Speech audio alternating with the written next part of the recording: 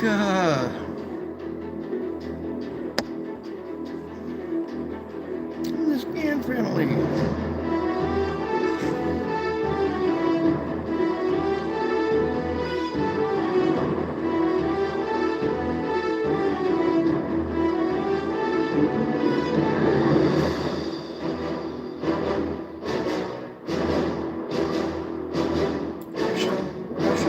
Russia. This is Russia.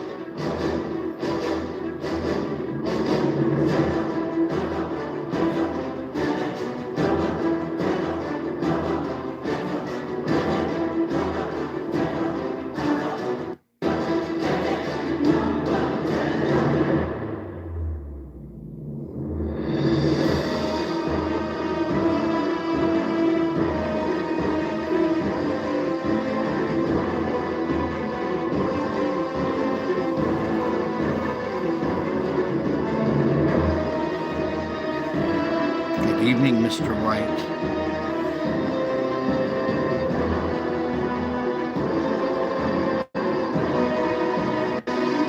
Indeed, precious.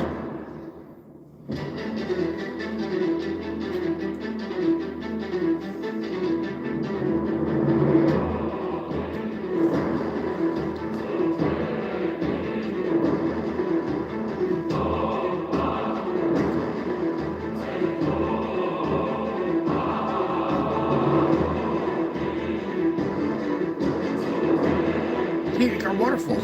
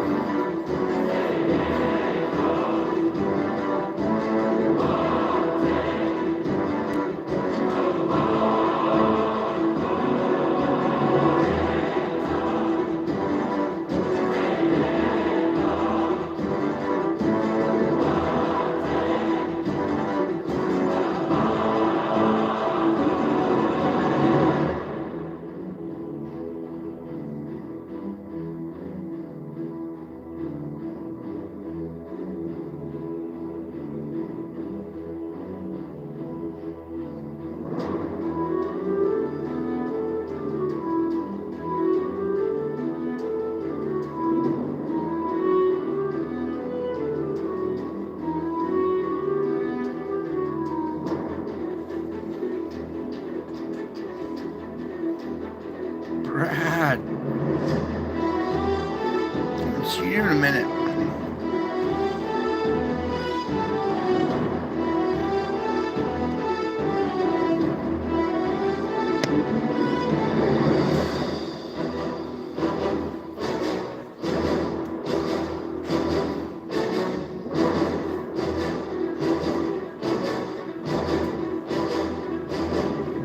What's that, a whirlpool?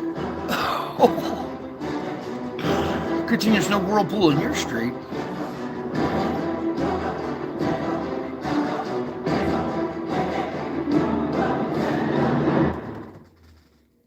All right. Howdy, folks. Welcome back.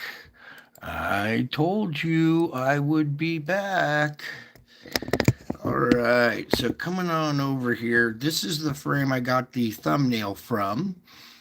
And just take a look at that frame for a second before I even start loading it up, all right? Because there's a lot going on in that frame right there, okay?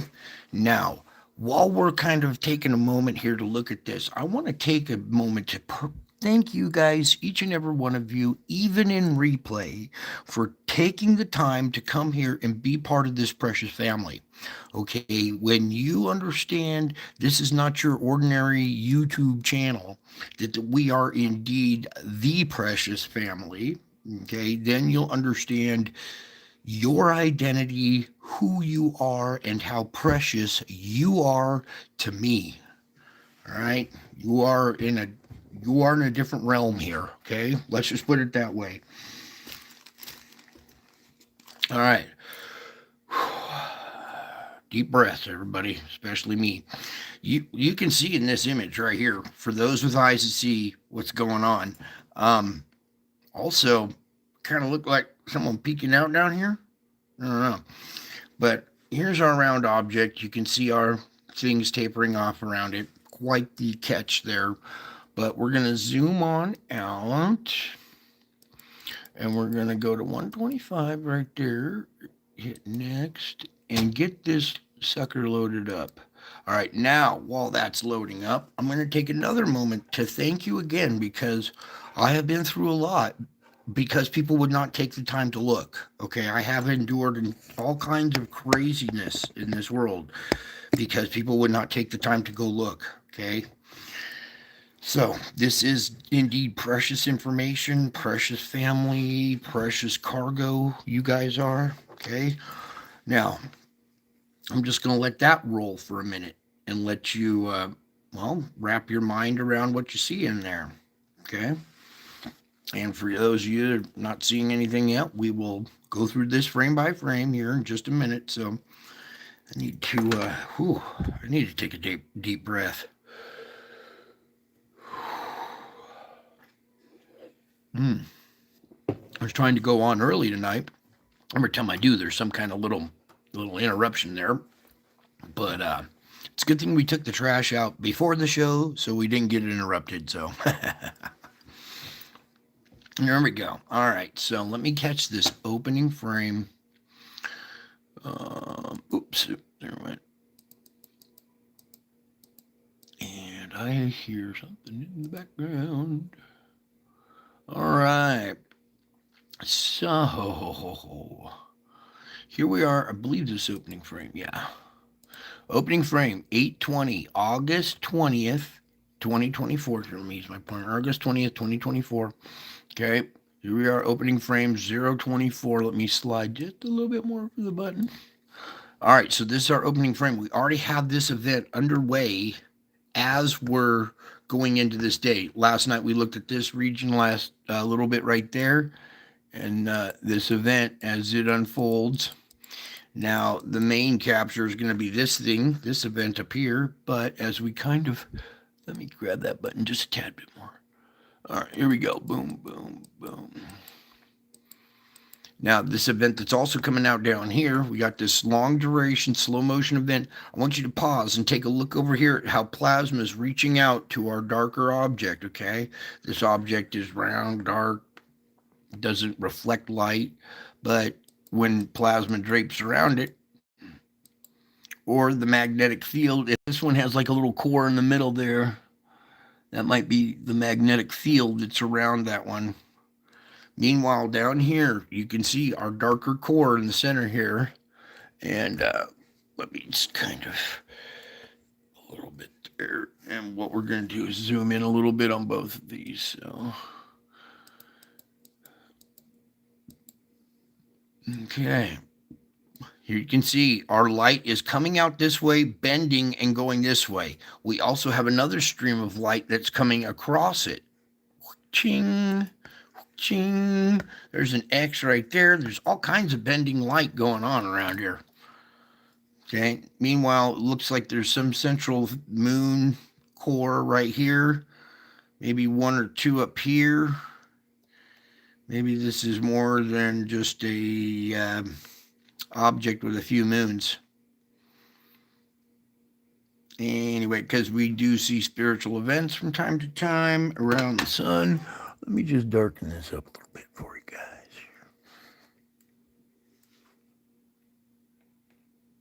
All right. That's a different looking configuration there, huh? And then, of course, you can see this little satellite getting ripped away, ricocheting off at a different angle here. Okay, so what we're going to do is brighten that back up now. Please help me, Lord. That one. Good. So let me zoom. Oh, wait, I want to slide over here, too, and come down. There's this image down here. Here you can see our round core. Okay. There's something going on out here, making a dent in the indentation in the reading right here. See this small little rounder one right there? Making an indentation in the reading right there. All kinds of smaller objects ricocheting off at this event in all directions here. We'll get back to 125 and just a little more so I can grab that button. All right, here you can see the darker core. They're dark. They're black. They absorb energy. They're energy depleted, so they absorb light. And whatever light doesn't get absorbed bends and goes around them. I'm going to continue on as we march through this event here.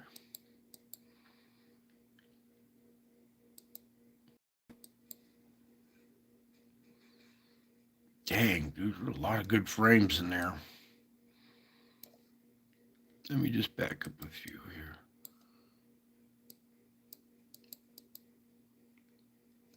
Right there, you can clearly see it. The other side's kind of washed out, so too much blind in the camera. But there we go. I should use that as the thumbnail right there. Okay, your darker black spheroid pulling plasma off the sun.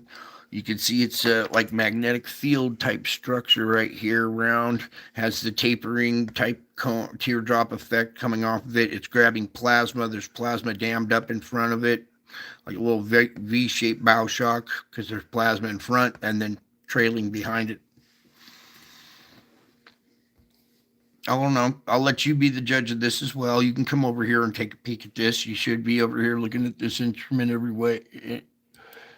Anyway, so okay, just kind of washed out over here in the difference model, but there it is. And you see it's V-shaped bow shock coming off the back here. It almost looks like, let me go back here. The tail of it crisscrosses. One section comes off and goes that way. The other section wraps around and goes that way. This has like a cross shape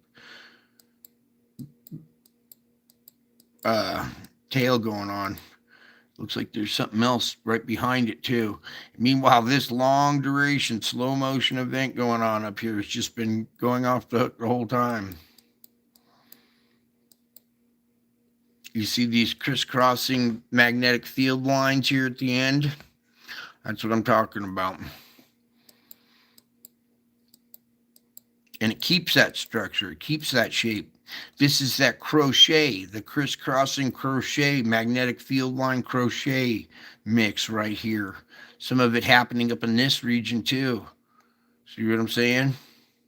Because these magnetic fields are sometimes opposite polarity. Oh, and then over here, you can see our dark object, clearly see it right here, making an indentation in the readings again. We're going to zoom in on these frames as well. All right, so there's that image.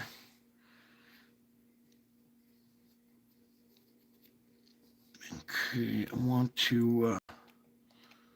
we're zoomed in. Another one kind of hiding out here, ricocheting off. Meanwhile, you see how plasma has dammed up on this backside here? This is like a magnetic field, I think, and that you're seeing plasma that's being pulled off the sun, still damming up on the backside of the structure. You know what we're going to do here is, can we use the buttons to go down?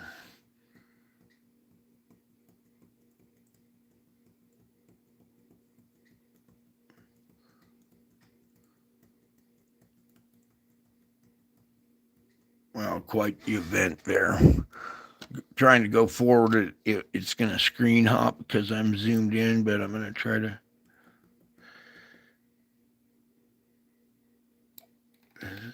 What the... No, let's go back.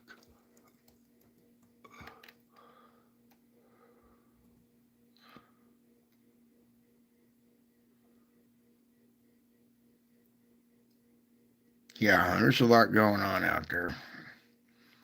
All right, so let me just zoom out. Back to 125. Hit next, and then we're just going to go ahead and put that back into motion now. And let all that kind of play. And you can... I'll let it play a few times so you can pick out one event, watch it a couple of times, and then pick out a different event, watch it a couple of times, and then pick out... So I'll let that kind of play for a second here while I get a sip.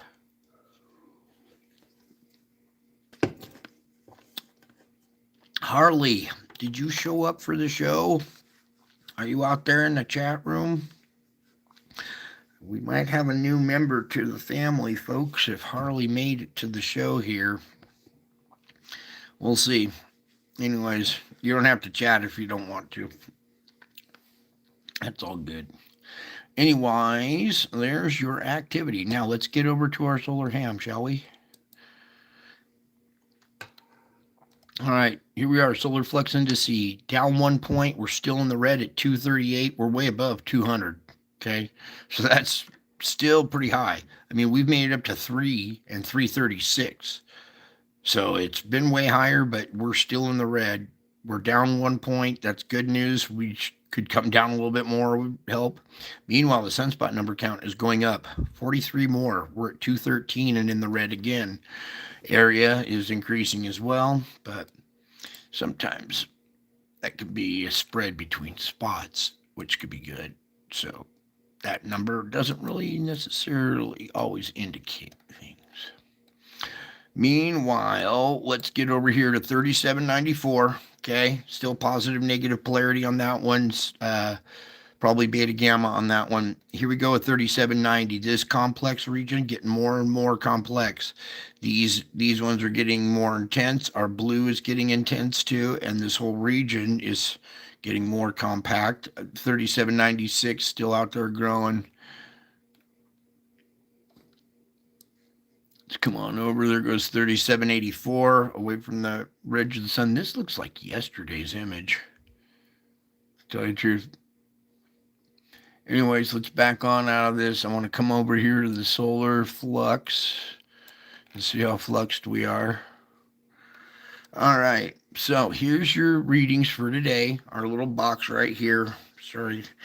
And you can see the bumpy ride that we just looked at. All our little satellite moons, firing off different CMEs in different directions. Okay, so there's your overall index for today right here. And then we're going into tomorrow right here, and we already see a little spike right here. We could take a little peek at that. Would you like to go look into the future and see what's going on right here tomorrow? You don't? You don't want to go see what's going on in the future here, huh? Well, let's go back here. See this right here? That's it right there. We could even refresh and get all the frames and click that link. You don't want to, huh? Well, tough. We're going to do it anyway. All right, little brief look at what's going on into tomorrow. Still little trailing satellites and stuff. Right. Ooh. You see that one kind of fading through there? They're all over, but okay, a little peek into the future right there. This latest right at the end right of the spike right there is probably not up there quite yet, but you notice all of our spires still sticking out. We still have incoming. These things tend to point at these inbound objects. This is still kind of pointing at that thing that just long duration is still going away. So it's still kind of pointing at that long duration event. You can see the magnetic field still kind of hooked up to it here. All right, so there's that. Let's back up. There's your little spike right there for today. Now, let's zoom on out and get to the rest of this. Is my chat not working? You guys are mighty quiet tonight. All right, cool. Am I in too deep still? 110. There it is. Okay. So, meanwhile, 3-day geomagnetic forecast, all green. That's good. I will take that anytime we can get that. All right. So, let's pray that stays the same. All right. This little spitting and sputtering, no X flares coming our way. So, that's good. The 3.7, that was the one yesterday. So, nothing really considerable to report there. 20% on the X flare, 65 on M. Here we are over at our KP. So now our KP is getting, boom, little spike right there. It says unsettled, but it's not, it's not too much right now. That's good. Okay, because any kind of energy that we get sometimes gets absorbed down to the core, and we're seeing side effects from it. Meanwhile, 3796 beta gamma and growing. 3790. Oh, beta gamma, huh? I thought that one would be the delta configuration.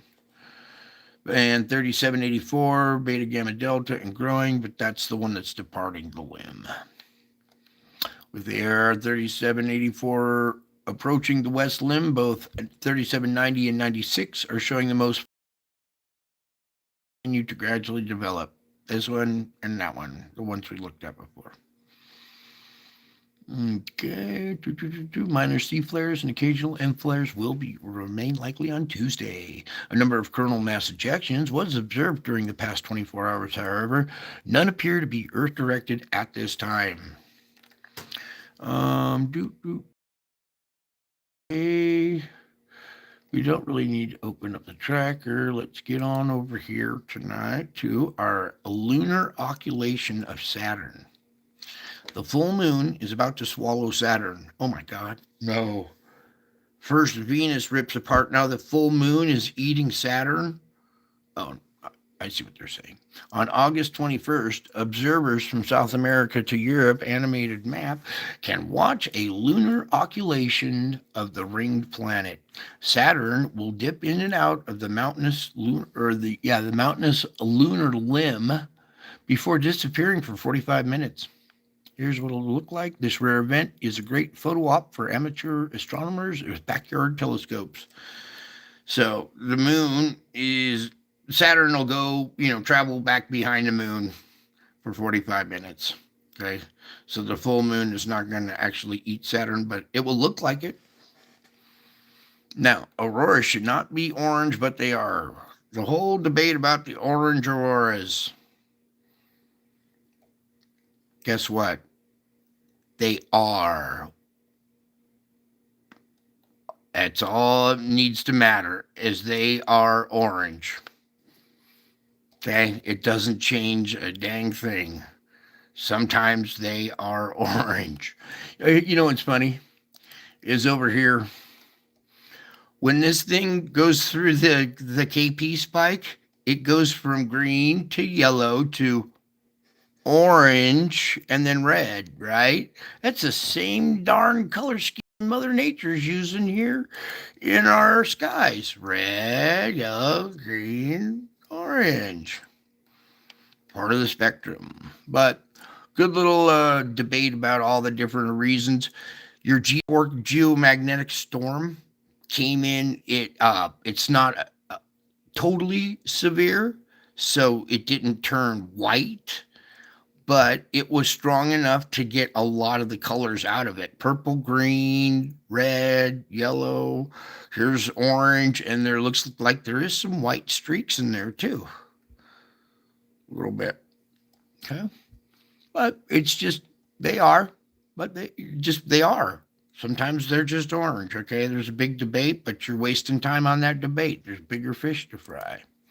Meanwhile, let's get on over here to our Schumann and swallow hard the reason why your day was kind of, well, the way it was. Okay? Some intense grinding going on down there, all right, down by the core. We're seeing pressure buildups and releases, pressure buildup, release. If you follow this, it's just one buildup, release, buildup, release, buildup, tapering, buildup, release, buildup, release. So you have been on the roller coaster again today. Whether you like it or not, you're strapped in. You cannot jump off of planet Earth. And even if you did, you still need the 7.83 anyway. So you got to endure this and goes no matter what. It's also an indication that pressure down below is grinding away. And then we're seeing episodes now, volcanoes, earthquakes, stronger magnitudes, higher blasts that are venting this pressure. The Earth is created in such a way, has like a perforated skin that allows little slow leaks here and there, almost like a bicycle tube with a bunch of tiny little pinprick slow leaks in there. But there's the sun that's constantly pumping pressure into the tube. So it's constantly getting pressure in and it's constantly getting relief somehow. Well, we're taking you on more and more. We're getting bigger, taller blasts, bigger magnitude earthquakes, more earthquakes, all part of the process. Okay, so there's your Schumann for today. Let me just re refresh that, because yeah, can we get out there, please? Go on, go on. No. Quit being a photo bomber. All right, just coming in right now. I just refreshed. You can see a little white spike starting to grow right here on the very tip right there. Okay, so as we're speaking, we're getting another little event. All right, we had good, good continuity for a while. It was nice. It felt kind of ease. It was not as painful, and this induces a lot of pain, confusion, irritability, all kinds of stuff, not just in you, other people as well. So this will cause people to step out of character sometimes and causing pain on you, and you got to deal with it. All right. So we're taking on energy, and we're getting pressure building up down at the core, causing grinding at the core shell barrier. And there's your low frequencies.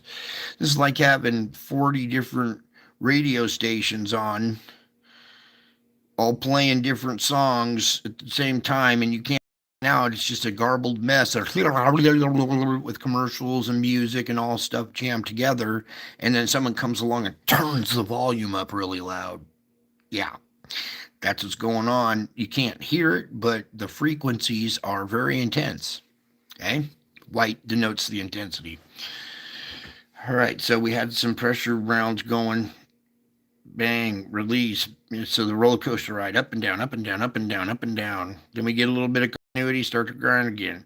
Get a little bit of continuity here, start to grind again right at the very end here. So everybody take a deep breath. Okay, and we'll get into our earthquake report now. This pressure comes up from down below. First, it triggers deeper earthquakes, like 4.4 at 520 here in earthquake or at Fiji, and a 4.7 at 195. Now our typical deep quake is a mid-range 4. This was 4.4, so it's just a little bit under. Usually puts 5 energy at the surface. This is midway. It's 4.7. It's not at the surface, but it's midway. See it? See the pressure coming up right there? All right. Meanwhile, we have this little island that emits SO2 and stuff. Did we miss that? Oh, yeah, we did. We forgot all about this part of the report first. We'll come back to that. Hold that earthquake report, Dot, because, we got all kinds of other activity we have to report on first, so that earthquake report will make more sense.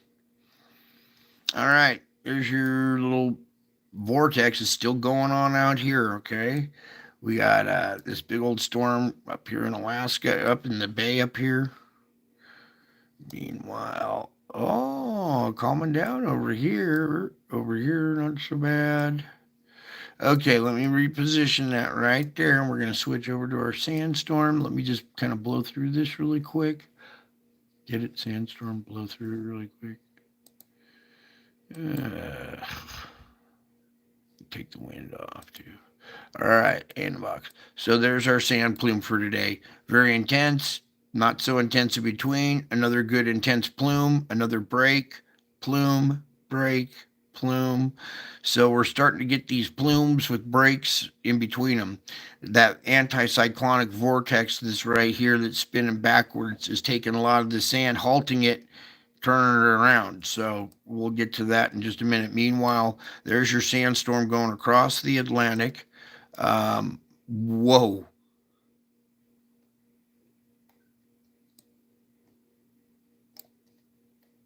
That is, so here you can see, stop, help me. Excuse me. Here you can see our big sand plume down in Saudi Arabia and Oman, Yemen, kind of severing the two countries right there. Saudi Arabia from Yemen and Oman right there. And then you can see this intense plume up here in this eye. And then you can see this intense plume here in this eye. And then you can see our intense plume out here in the Gobi Desert. Two eyes right there with the big old nose and this evil looking smile is looking at the sandstorm here. What's going on right there? Let's go ahead and put on our wind, shall we? Okay. Wind patterns are cutting backwards off of this, and look at that, whipping sand right back into Saudi Arabia again. Um, here's your winds. Whoops, pulling the sand over here. Your thermal vortex going on out here, pulling sand off. Here is your anticyclonic rotation or reverse rotation here. Okay, it's taking some of the sand plume, sucking it in and bringing it back in. Thus, the break in the sand right there. What we need steady sand. These breaks, especially good clear patches like this, will a hurricane might blossom in this region now. It'll take advantage of this now because our water's so hot. Okay, the only thing that's preventing a conveyor belt of continuous hurricanes is the sand plume. All right, and we're starting to see disruptions in it and breaks in it. So watch out, everybody. Through these open areas, you're going to start seeing. You might start seeing some, storm formation, and in the next couple, next week, forecasters go, "Hey, there's another wave coming. Hey, there's another one," and you'll know why. Okay, because there's breaks in the sand plume. Unfortunately, it's a catastrophist sandstorm, but it does have the side effect of protecting us from hurricane genesis and just the terrible season that should have been already. You guys are being protected. You're totally being protected. It should have been way worse by now. Let me get to our chemicals here really quick. I want to touch on SO2 tonight. We're going to come over here to America. America. All right. The country divided. Not so bad this time. So, you see on one side bleeding out, all SO2, really soft ground over here, very porous. So SO2 just bleeds right out of the ground right there. Over on this side, more rocky, the SO2 emissions are coming out of from volcanic sites, okay? There's your country divided. Whoosh. Okay, as we're in this time zone, here, we got to do a fire report too. Let me put on the fires. Bingo. Thank you for your patience. Take that out of there. Now, this is a disturbing thing here, so swallow hard and pray.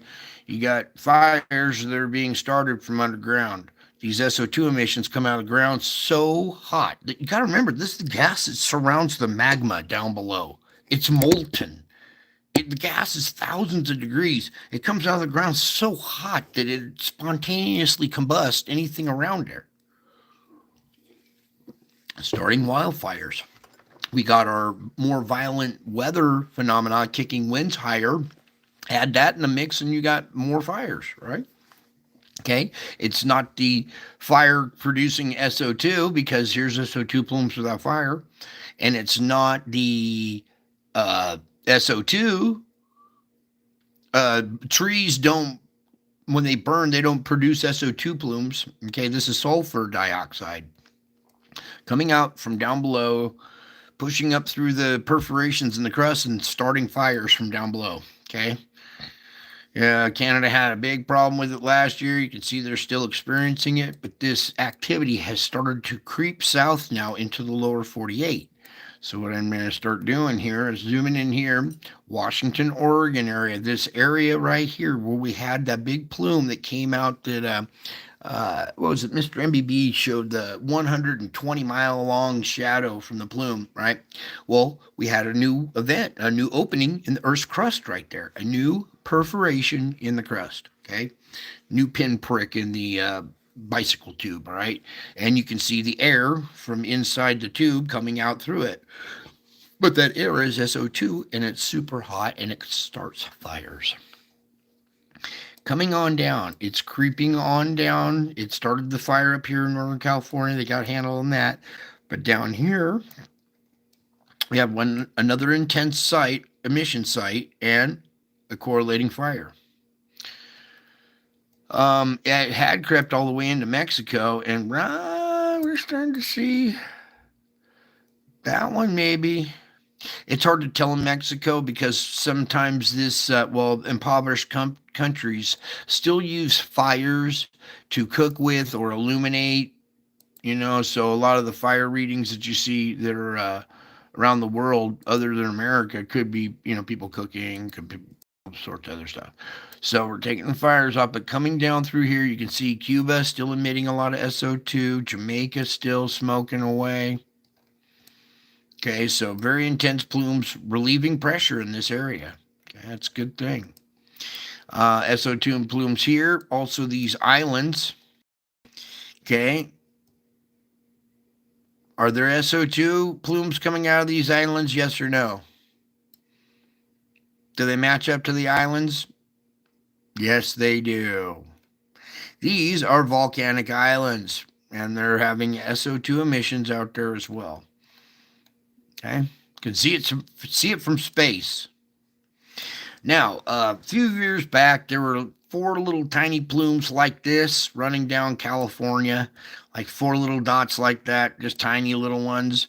And the whole world slammed on the brakes, and everybody took notice. Oh my God, it's a big one. It's going to be a quake. Everybody paid attention. Hello, J Poss. I love you, man. Thank you for showing up tonight. Meanwhile, everybody, the whole internet community stopped, took notice. Well, here's 4 spots. Can I get some attention, anybody? Hey, I found 4 dots. Look, everybody on YouTube or around the world, pay attention. We got 4 dots. Never mind. We got way more than that now, okay? I'm just being sarcastic. I'm sorry. Meanwhile, all these individual sites, okay, all individual sites. It's not like one gas plume running up the coast. We had that whole tightness in this area right here, and they disappeared because we had a big quake in that area that relieved pressure. All these SO2 emission sites stopped emitting gas because the quake was so big and relieved so much pressure in there, it wiped out a bunch of these spots. Meanwhile, just south of it is our fulcrum, which is Old Reliable. This is like Old Faithful right here, where we're always getting SO2 emissions because it's a fulcrum point, okay, on a plate boundary. It's a weak spot, so thus it emits SO2. We have our little 4-pack here that I kind of come and monitor. This one up at the top, kind of not so strong tonight. Our new addition, the 5th one down here, still hanging tough. It's there. It fades in and out every once in a while, depending on, waves of pressure. Meanwhile, we come down through here. You see all strong emissions along the coast. You see the... Look at that. Look into my eye. You can see that this SO2 comes off the coast, gets wrapped up in storms as well, okay? And all these emissions getting caught up in the storm here.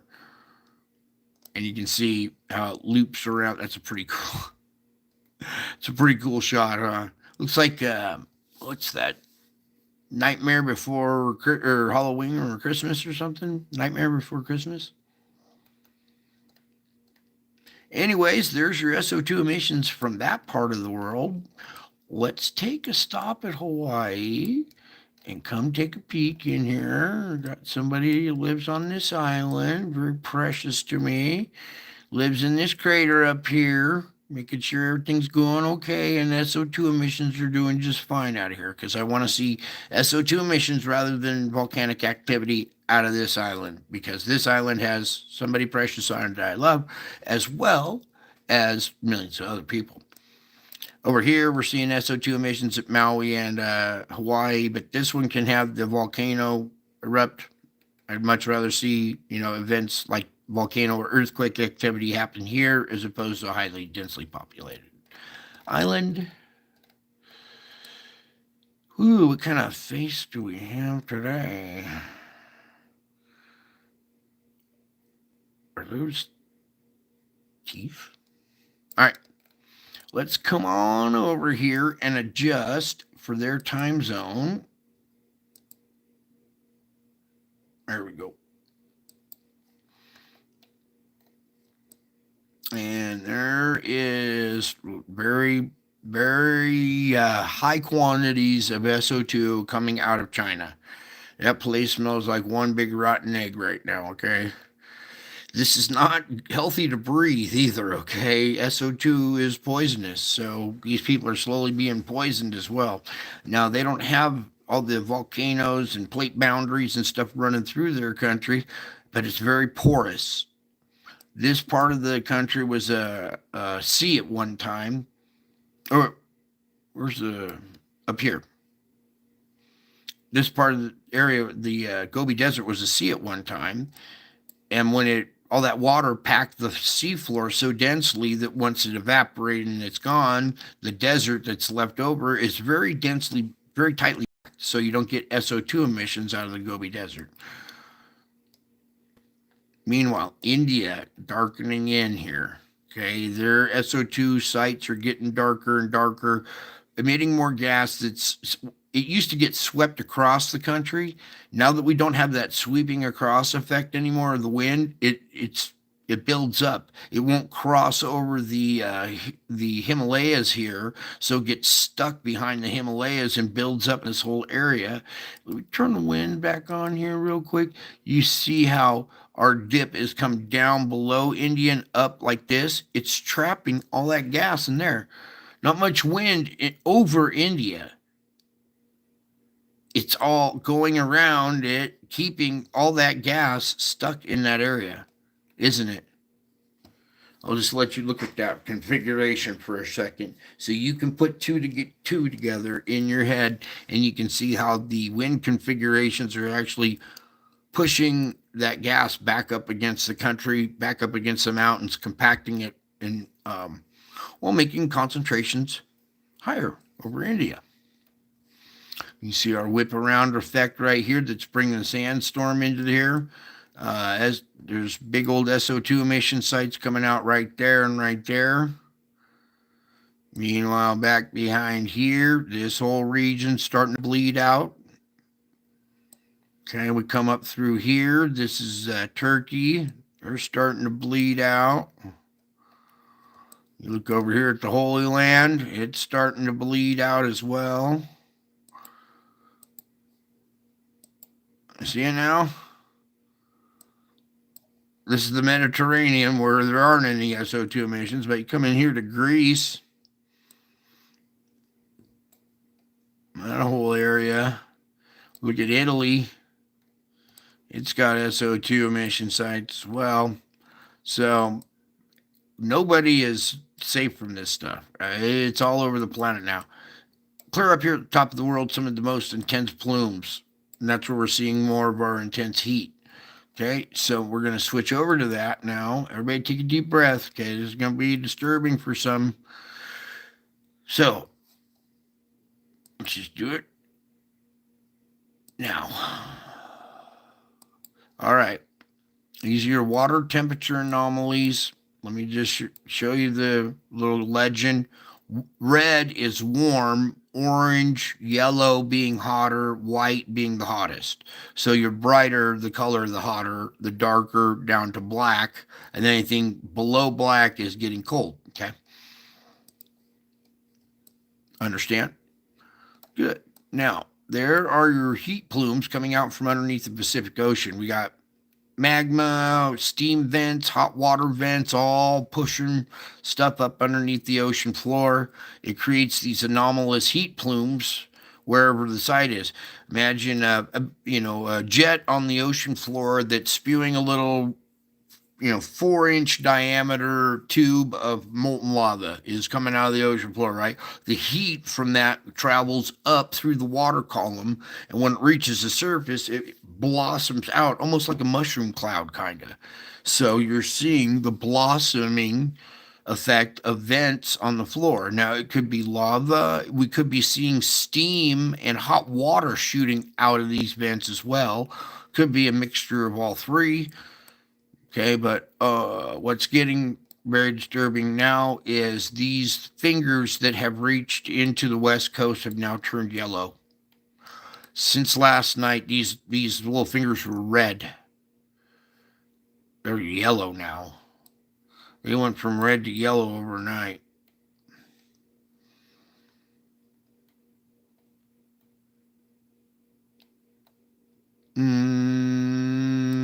Plus that area down there. Look out west coast. Really, we need some earthquake activity out by the Juan de Fuca, and like really soon. Here's the kink in the Juan de Fuca. Here's the point coming out. It goes zigs, zags, goes up. Okay, so it comes out, makes that 90-degree turn, and goes up right there. And that little spot, it needs. Whoa, man. Look at this. Inside the Juan de Fuca, you guys, right here in between the. It's. We'll get back to this when we do a earthquake report, too. That's why we had to back out of that earthquake report. All right. We got to cover some other stuff. Some of these other plumes that are opening up around here. All right, you got Tamumasi doing its thing. You got all this region. We got cold water inundation right here. We got warm. Oh, look, that yellow finger that was reaching down towards Taiwan has kind of subsided a little bit. Meanwhile, down here, we got an increase in pressure there. I just need to check Java really quick. All right, it has all the SO2 emissions, so pressure here is being vented, and we're seeing cold water inundation. We didn't cover SO2 on that one, or SO2 on that one. Let me just really quick. I can't look at that too much longer.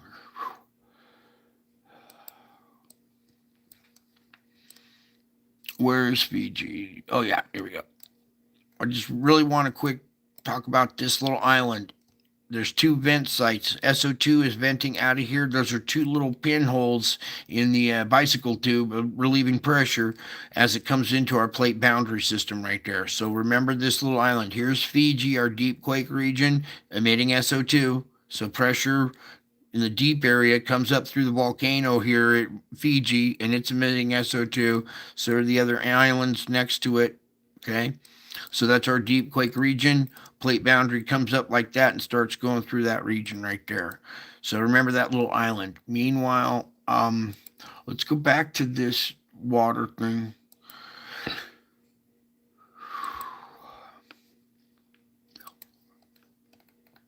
I'm going to kind of shut up and just let the colors do the talking here.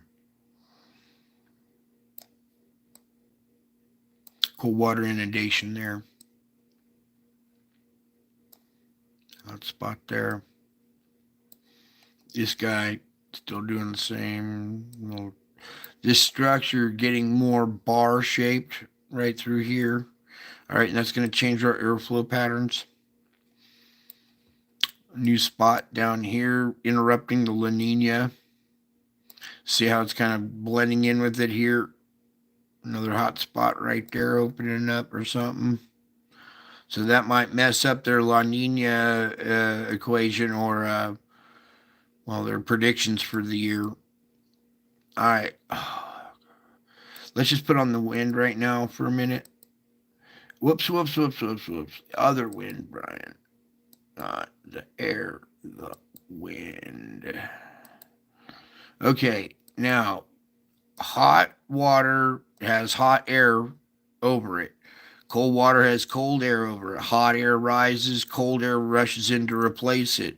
That rushing in effect creates a vortex, okay? You see the hot-cold vortex reaction going on here, matching our heat plumes, okay? Our weather is being controlled by our heat plumes now. All right, you see the kind of correlation that's going on with the we get a conveyor belt type effect, but that's been disrupted. We got more of a central rotation here, feeding our conveyor belt's more like this now, right through there, because this has severed it off. We get a feed coming in from the backside of it, but it's feeding into the conveyor, so it's not really that whole structure anymore. You see what I'm saying? It doesn't continue all the way out, hook up with Japan, and then go back. It's been tightened up. Other places have opened up and start pulling energy away from it. Cold, hot, rotation. Cold, hot, rotation. Okay, these two other vortexes have changed stuff up. Other spots, it really changes the pattern day to day. Meanwhile, over on this side, we still see this little bit of, that's kind of stopped. We're starting to see weather coming in from the west. But now this wall is kind of taken over and is taking all the weather that would come from the west coast and taking it right down the coast and back out to sea, keeping, this region from like right about here on down and here weather free. Okay. Meanwhile, we got the conveyor belt structure going right up through here. All right. What I want to do is I'm going to settle it right here. Okay. Same kind of effect over here. Yeah, August snow, I know. Here we have our structure with our cold heat signatures, and here's your vortex or anticyclonic, but just reverse direction. I'm going to use the term anticyclonic, but that it's actually clockwise, so it's the wrong term. But it's a reverse rotation. It's taking that sandstorm right here, this vortex right here, right there. So it's feeding sand, but then grabbing half of it and feeding it right back in. I want that thing to go away so we can have a continuous flow of sand.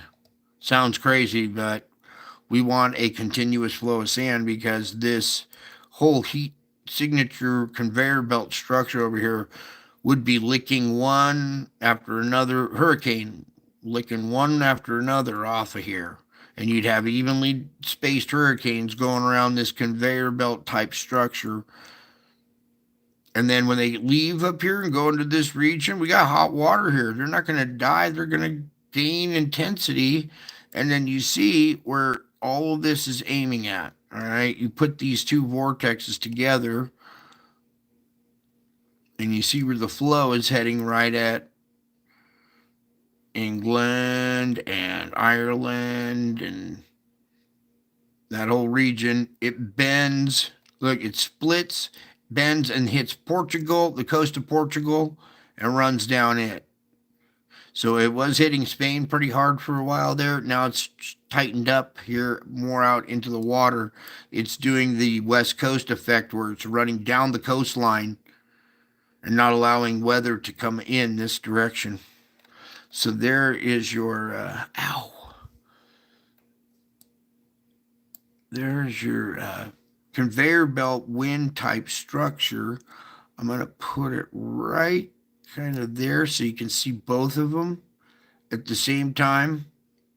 You see our draw getting pulled up through the middle of the country and out that way. All right, so there's, I'm going to leave that sit there for just a sec while you guys wrap your head around that. I got to go say a prayer real quick here. I'll be 10 seconds. Oh, maybe 30. I'm old and slow. Strength to get this. Oh, where did it go?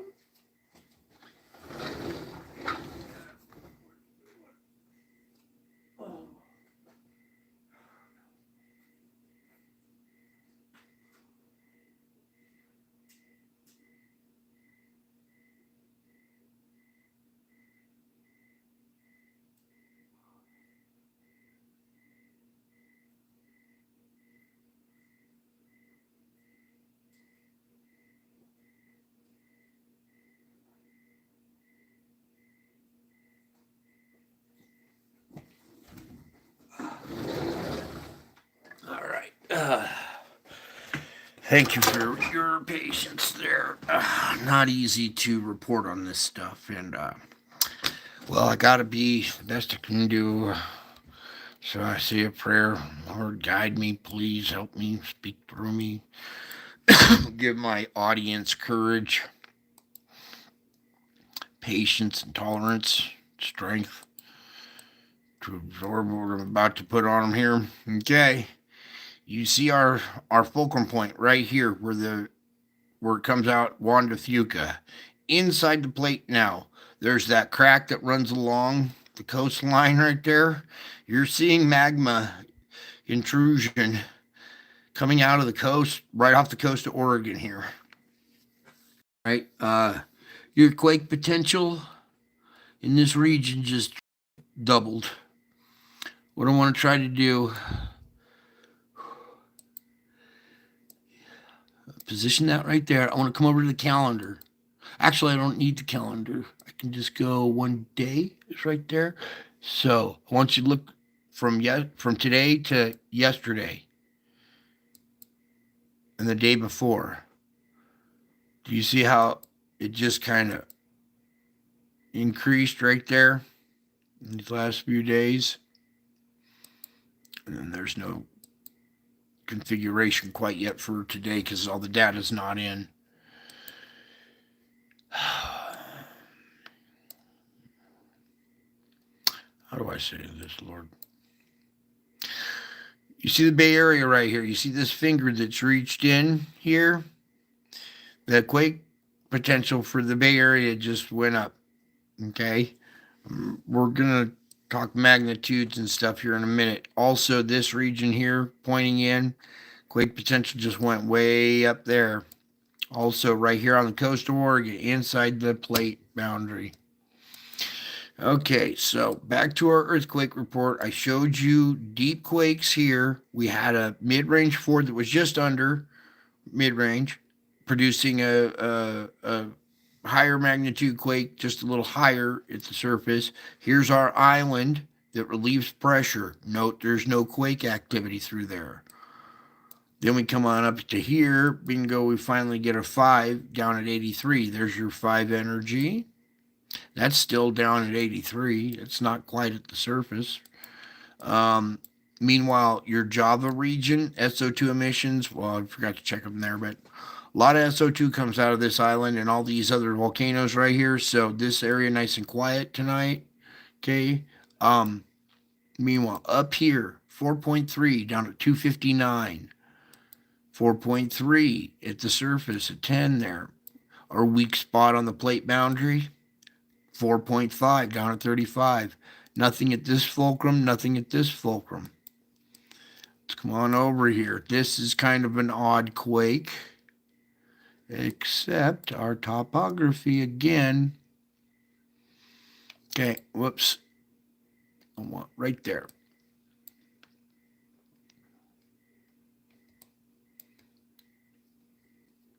See our structure. There's a lot of fault lines running through this area. As we pull back, you can see these are all little pressure ridges that have built up over time. Okay, so weak spots right in that zone. 4.7 and it's at 13, so it's pretty close to the surface. I would say diverse quake, except you see, look, this fault right here. See the bend in it right there? That pushes pressure in this direction. Boom, boom, that direction. Well, what direction is our quake? Bang. So that's almost kind of like a fulcrum point quake, but way out here in these outer bands, these, pressure ridges. See how the pressure ridges from this main fault right here have built up along this area, splitting off. Bingo. Not a diverse quake. Actually, almost a fulcrum point quake from this structure right there. All right, moving on. We have to move on. Got so much to show. It took a little time. 5.2 down at 102. Nothing up through the Kamchatka. Over here, really quick. 4.386. 4.5 down at 50. Finally, they're showing activity on the Mid-Atlantic Ridge. 5 at the surface. There's your 5 energy at the surface. I want to get into, we got everybody else. Yeah, very quiet around South America. Still very quiet around South America. We've seen a lot of SO2 emissions in that region and stuff, but they still need to have quake activity. We might see a bigger quake come out of there. Now, let's go all magnitude here into the States. Now, so we're going to take a deep breath because, take that off also. We're going to start out here. Nothing coming along the chain. Very, very small activity through there today. Nothing out here on the plateau to look at. All very small micro quaking going up there. Our biggest quake is this right here, 3.3 at Mud Bay, Alaska. All right, you see our fulcrum point right here, the red line that's the plate boundary. Now, well, you did for a second there. All right, so there's your fulcrum point quake right here, down at 4.2. This is the plate boundary. The bay underneath has a different one. It's similar, it's just a little off to the side. There's the plate boundary. This bay is another fulcrum point.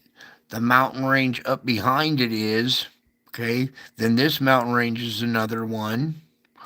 Then that's another one here. And as I pull back, you'll see they're all pressure ridges have been built up from being pushed this way.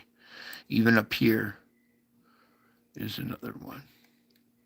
Way up here, 2.6. Very rough terrain out here, very jagged region, like hilly, valleys and stuff like that, tundra, but not too volcanic. This looks almost like your diverse quake right here, because look at all that. It's kind of like the rough patches before a mountain range. Kind of looks like a diverse quake right there. Well, our other fulcrum does come up down there. Yeah, I guess that's a fulcrum point. Yeah, I think I will say that is. Because look, coming up to here and down. All right. Now, I've been stalling, I know. Sorry. Nothing in this area. Very, very concerning. Nothing in this area. You know why there's nothing in this area? Because all that is going on in that area. Now, just microquaking here. We just had one on the flank of Rainier. There's some down here. Nope, not at Mount St. Helens. In between the two. Okay, so not much volcanic activity or quake activity at volcanic sites. Now, you see this point comes out. Let's try and match these up best we can here. Okay, here's your plate boundary. Your point here comes out, goes up right there. Comes out, goes up right there. All right, so comes out, goes up. Right in between, comes out and goes up, is this little boundary, this plate boundary right here. This thing right here just came unzipped.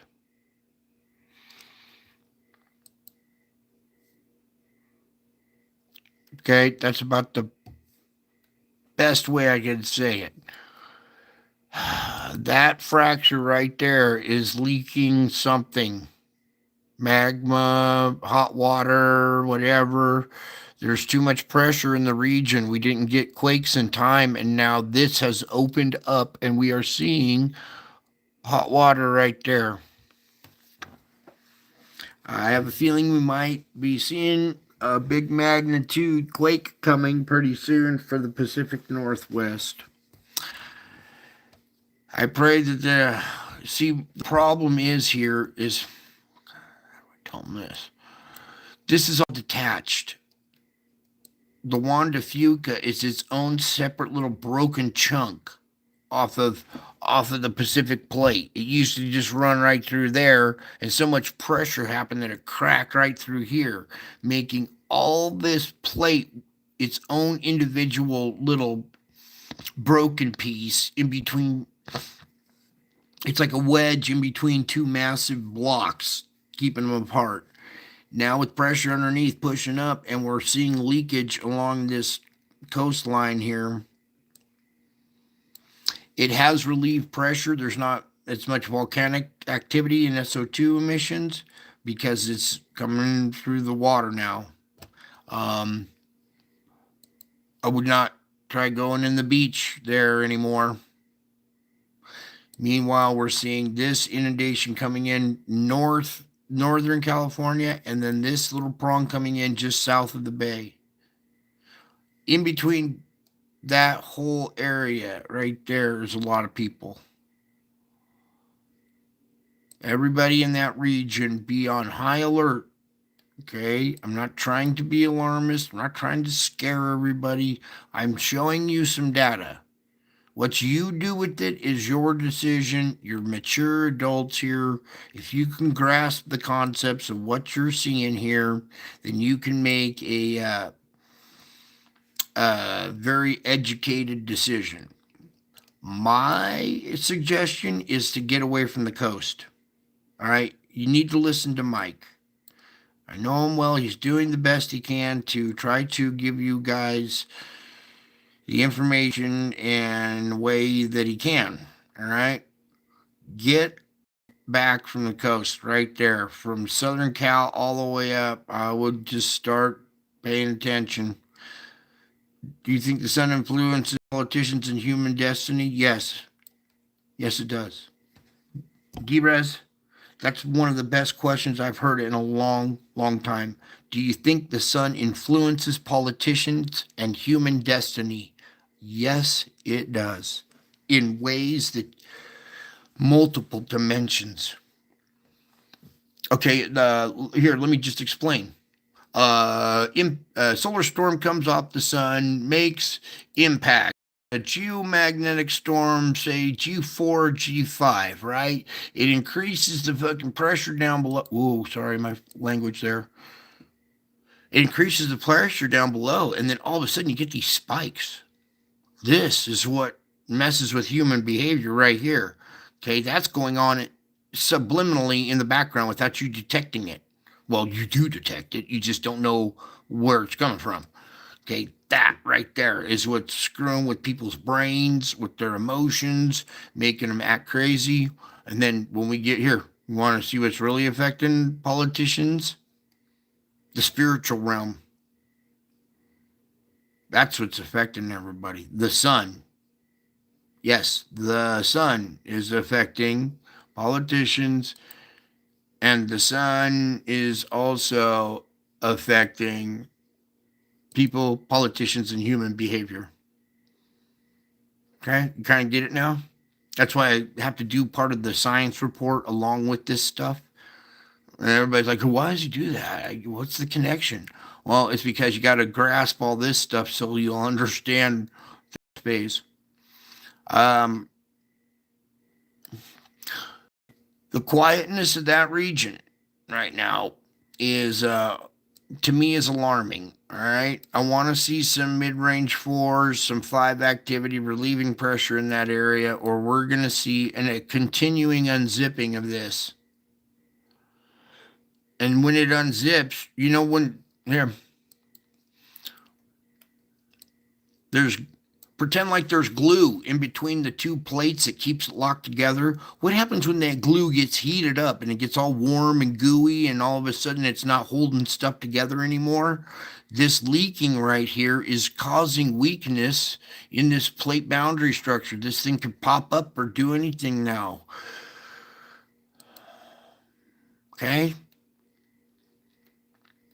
It was all fun and games when we had this little comma-shaped structure. Now we're getting serious. Okay? Look down here too. This is getting serious down here.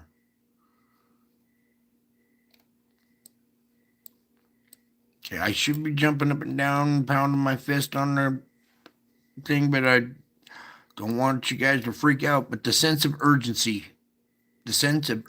needs to be well established. Okay?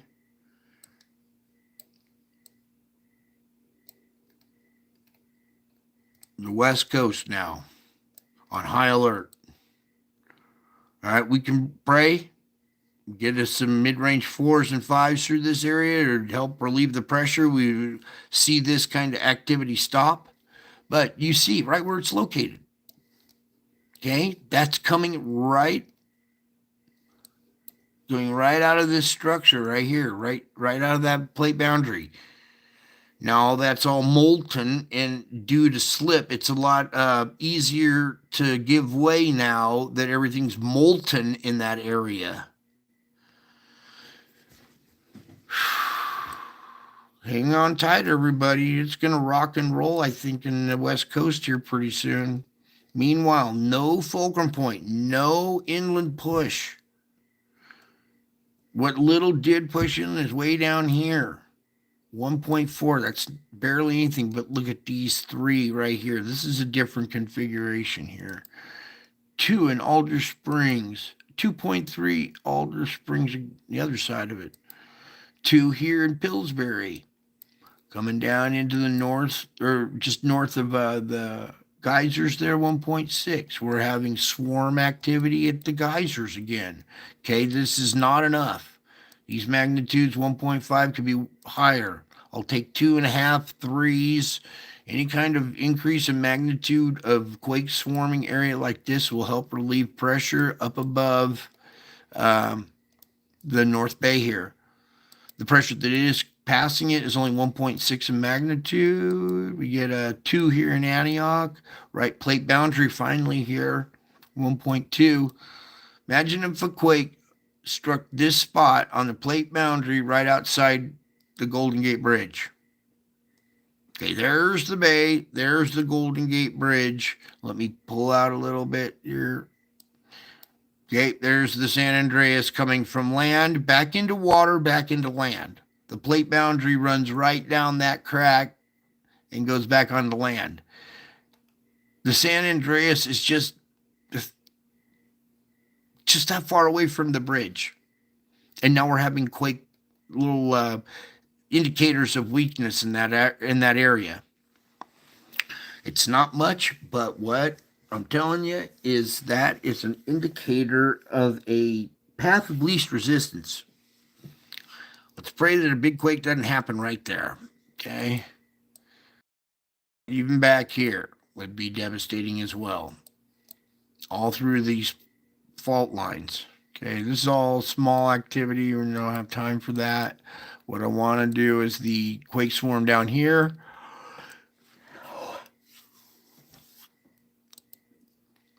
.4, 1.6.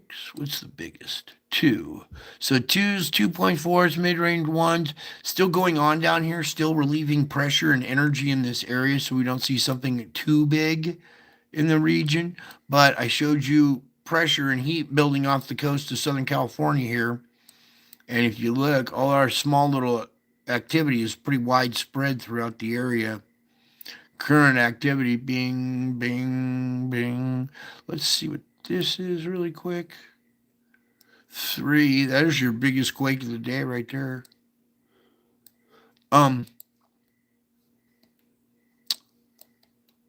Starting to get down into the Baja here a little bit. Quake activity right there. All right.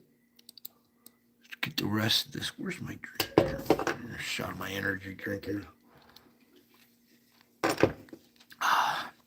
Excuse me. All right, activity here in Texas still going on, or yeah, this is Texas. Little 2s. Okay, we have operations in the crust.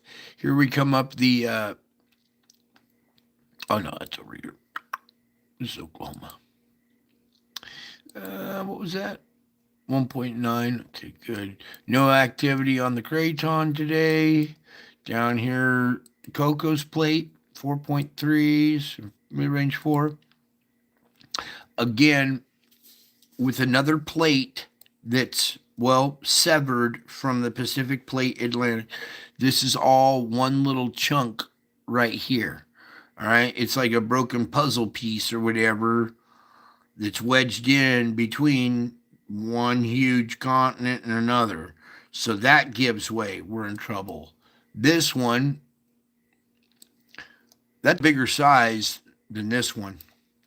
There's a lot more pressure going on right there. Okay. That should speak volumes right there. That little heat, that's magma, something coming out of that zipper is being unzipped right there. Either super hot water, magma, all that great stuff. Okay, so there's all of that. Now we got to do a volcano report here really quick. So let me pull down some of these instruments we don't need. I'll use that one still. Please, can we have that, Lord? Please, take it down.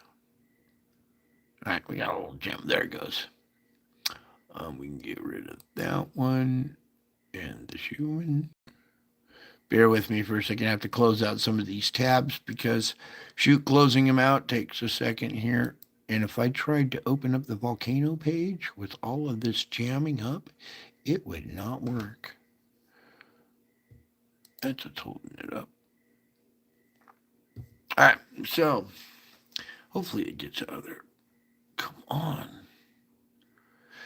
All right, there we go. Now I can finally pull up a volcano report. We'll get that done, a quick weather report, and then we'll get to the good stuff. And if they're doing a good job, oh, thank you. Good morning. If any intelligence is tracking, oh yeah, they're tracking it. DRES, they're tracking it. They're already underground. They're scared out of their wits. Volcano page. For good reason, too.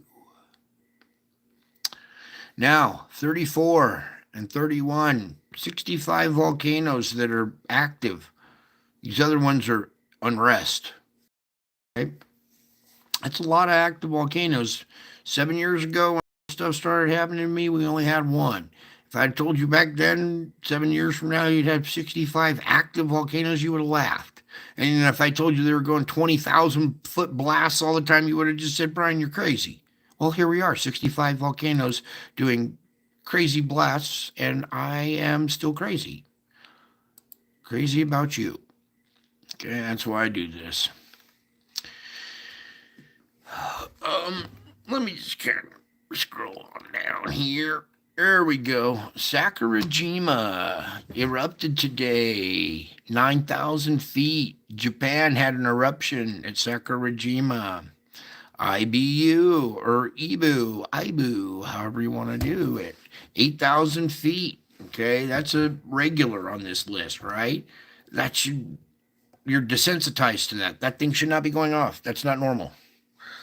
But you're desensitized to it. You just see it every day, 8,000 feet. Yeah, whatever. Next, Brian. Luatobi, 10,000 feet. Next, Brian. White Island, 5,000 feet.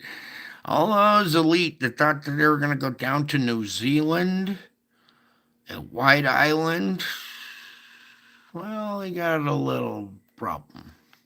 Popocatépetl, that's next to Mexico City, 19,000 feet. Hey, it's only 19,000 feet next to 19 million people. They're probably freaking out. Sangay, 20,000. Sabancaya, 23. They're probably not freaking out. They're so used to it now. They're desensitized to it, too. It's just like another volcano report. Oh, boring. Now, as we get into today, August 20th, which is now yesterday, because, well, time flies at this channel. You know, time flies when you're having fun. So if you're watching the clock, try having fun instead. Time will go by faster. Ducono, 8,000 feet. When this thing went off, there were people standing at the rim. And I saw a video of this Ducono going off and people scurrying away from the rim, trying to run downhill as fast as they could. I'll try to find that video again. It's been going off for a while.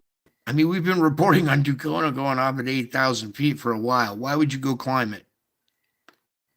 Human nature. That's why. 1,000 feet, not 4,000, 7,000 again. Ah, right. Santa Guido, explosive activity continues. 15,000. Fuego, sporadic ash emissions in Nevada del Ruiz. Sangay as well. Sabancaya, 22,000 feet. And there we go. Okay. A lot of high altitude blasts, 20,000 feet and above. White Island jumped to 7,000 from 4 to 7. Boring old Ducono. I got to find that video. It's scary. I mean, most people would laugh, but when you see, if you were in that position, you would be scared out of your wits. Anyways, when I find it, I'll post it. Maybe I'll put it in the community or something, or we'll use it as opening footage for tomorrow's intro. All right, let's bust out our forecast and get to the good stuff after that. Okay, boom, boom, boom, boom. Thank you. Now, while this is loading up, I take another moment to thank you for having patience and tolerance and making it this far into the show. Okay? The stuff we've been watching and looking at is disturbing and can rattle your cage. So if this is disturbing, I don't blame you if you have to bow out. Okay? But I'm thankful for you guys sticking it out this far. And we're almost to the good part. We're almost to the finish line. All right. Bingo. Finish line right there. At least one of them. Okay, current conditions, and we have no geomagnetic forecasting. Never mind. See, we're all good for the next 3 days. So we can X out of that instrument and come back over to the forecast. Okay, so no geomagnetic enhancement at all in any of this for right now. So let's plug away. Current conditions, morning of the 21st. Noon, convection, nighttime. See nighttime up here in Canada, cooler air. Watch out in these in the foothills right here through the plains, the mountains there. Nighttime of that was the nighttime right there, the 21st. Morning of the 22nd. Nighttime. Morning of the 23rd. Noon, convection, nighttime. 24. Noon, convection, nighttime. 25, noon, convection, nighttime. A little bit there in Minnesota. It's kind of past our 3-day threshold. So morning of the 26th, noon, convection, nighttime. 27, noon, convection, nighttime. 28, noon, convection, nighttime. 29, noon, convection, nighttime. Ooh, you see how that all came together? So events like that, cold air coming down out of Canada, out of this region, finally matching up with this warm, moist flow, our conveyor belt that comes up through here. And when they slam together, boom, your severe weather. Okay, that'll all change. Don't even stress on that. That's way too far out. But it's those kind of events. That's a perfect example of what I'm trying to show you. The cold air coming in, we're having air mass collisions that are causing severe weather. Okay, that'll be the convection of the 30th, nighttime there. So blossoming in the afternoon and then intensifying at night, because the air gets colder. There's cooler air when the sun goes down. This is all hot, moist air. It needs something cool to mix with. That'll be the nighttime of the 30th, probably change. Morning of the 31st, noon, convection, nighttime. This huge comma-shaped low. Look at that. That's another example for Canada. Okay, I told you the cold, cooler air is further north. These lows that used to be smaller comma-shaped ones that are down here in the plains have grown in size and are way up there now. Look how big that thing is. Just from the morning of the 31st, noon, convection, and then nighttime. The tail stretches all the way across the country from Canada to Mexico. And look at the tail of the dragon just firing off in Mexico there. So we'll have to watch this thing as we get to that time frame. It's way out there still. But an event like that would be, lots of water. Morning of the 1st, 2nd, noon, convection, nighttime. Let's give you way more screen than that. Morning and second, noon, convection nighttime, third, noon, convection nighttime, 4, noon, convection nighttime, 5, noon, convection nighttime. So this whole thing is basically one good, nice, clear pattern, except for that big, huge comma-shaped low that comes in around that, what was it, 29th time frame, somewhere around there. So all in all, pretty good. Right there. Not that event, but that right there. Okay, so nothing really too worrisome in the next 24 to 72 hours, which is good. As long as we don't have anything off the sun, we're doing good. All right, you guys endured it. You made it past the astrophysics, the terraphysics, the geophysics. Now we're going to get into, well, what they would call the metaphysics, which is your spiritual report. Okay. Let's get on over here. First off, I had one pulled up. Lord, can we have this page, please? Thank you. All right. So we had some new people possibly show up, and I'm looking for a gentleman named Harley. Hopefully he made it tonight. I don't feel it. Maybe not. Can we have some of these pages down, Lord, please? I'm trying to X out of some of these instruments really quick here so we can pull up some other images here.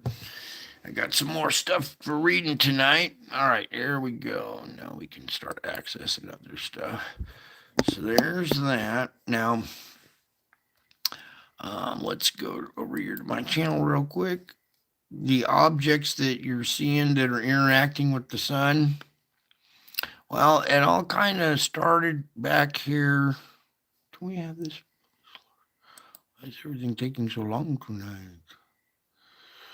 Oh, maybe we got the Chinese in my computer. Come on, hurry up and spy on me. Get your little thing loaded up so I can get to my show. There you go. Please spy on me. Pay attention. Okay, what I want to do over here, well, actually, we can go wake up call.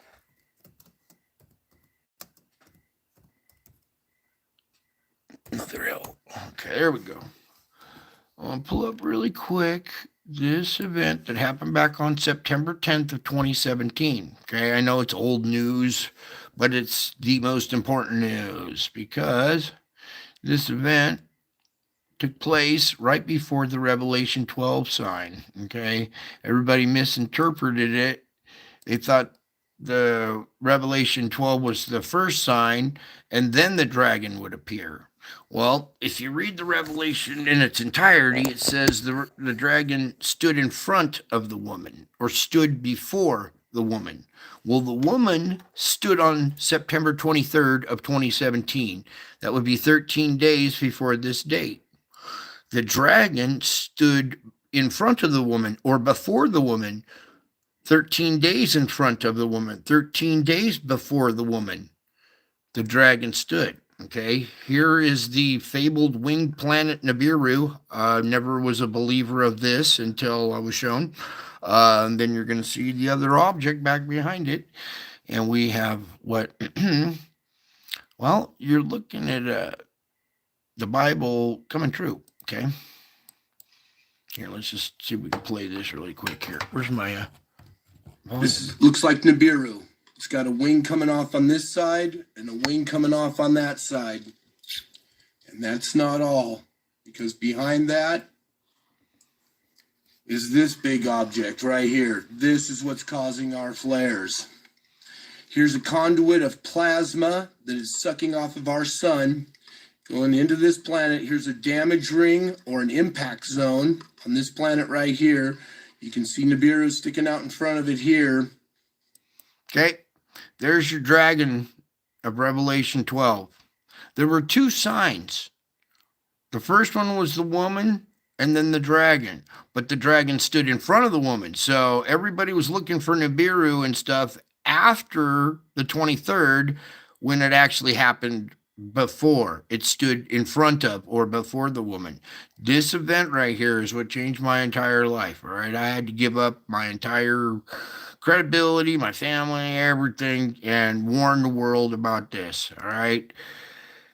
Took forever to see it too. I didn't just see it right away. It took a lot of energy or effort, ordeal to finally understand what's going on here. All right. And these bigger objects, like this is stellar core, burned out core of a star that's so dense and so compacted, it absorbs light. It doesn't reflect light. It's absorbing light. It's sucking plasma, which is light, off of the sun. But much like an invisible table, when this plasma drapes over it, it paints the contour, and you can see our three-dimensional spheroid object right here. Okay? It's bending light, is it not? See the light bending?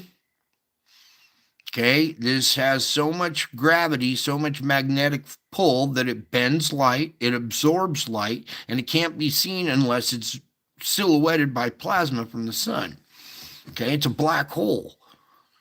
A black hole is not a hole in the fabric of space time like Walt Disney and all these other goofballs would have you believe. A black hole, go look it up, is a super dense stellar core, the dead star or the dead core of the core of a dead star that is so big and so dense that it's at least 5 to 10 times the mass of the sun. Well, this white circle represents the size of the sun. This thing, easily 5 to 10 times bigger than the size of our sun. It matches the definition of a black hole. Okay, you cannot go through a black hole. It's more dense than lead. A teaspoon of this material, dark matter, this is dark matter, okay? You can't see it because it's dark.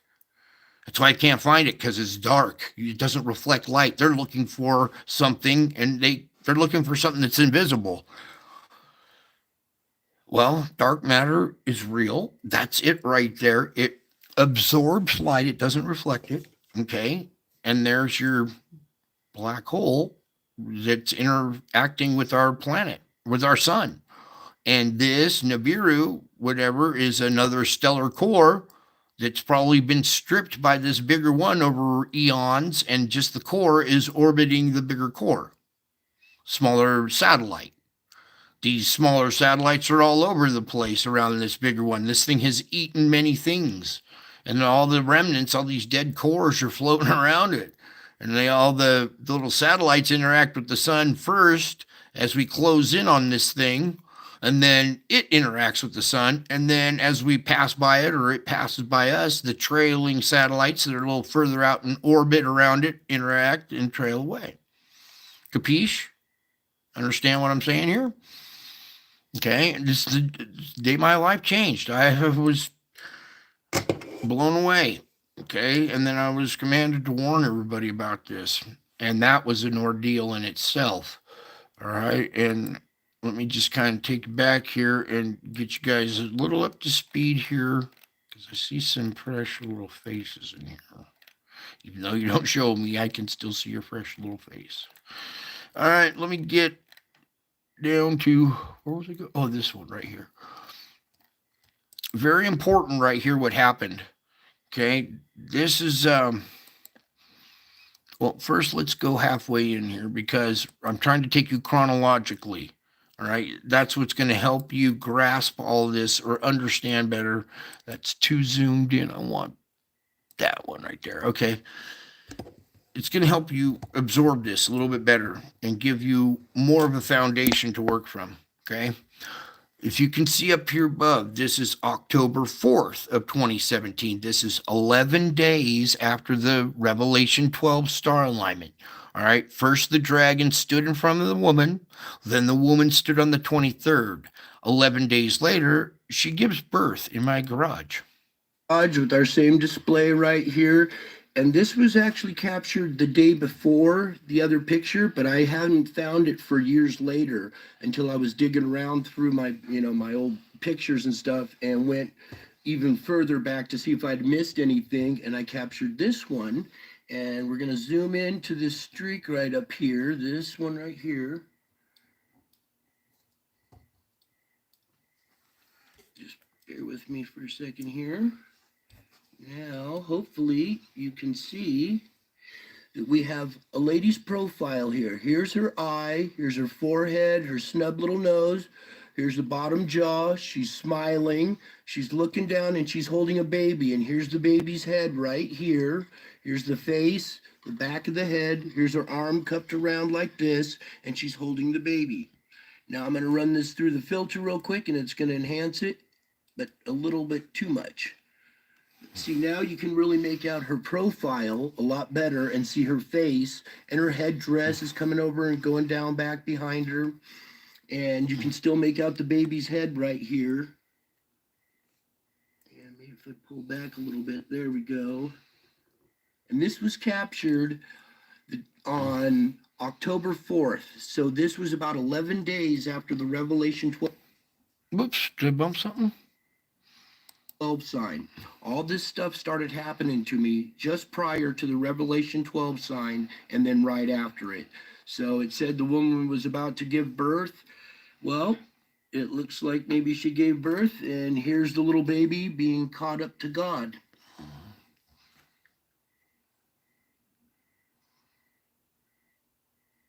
Yep, it's a lot better there. Hopefully you guys can see this a little bit better now than before. We'll undo the filter real quick just so you can get the original. Now you can see the baby's head just a little bit better. You can make out his little ear. And then we'll put the filter back in again. And there we go. There's your Revelation 12 baby being born right there in my garage, caught on my security camera. So, Okay. Revelation 12 baby born in my garage. Okay.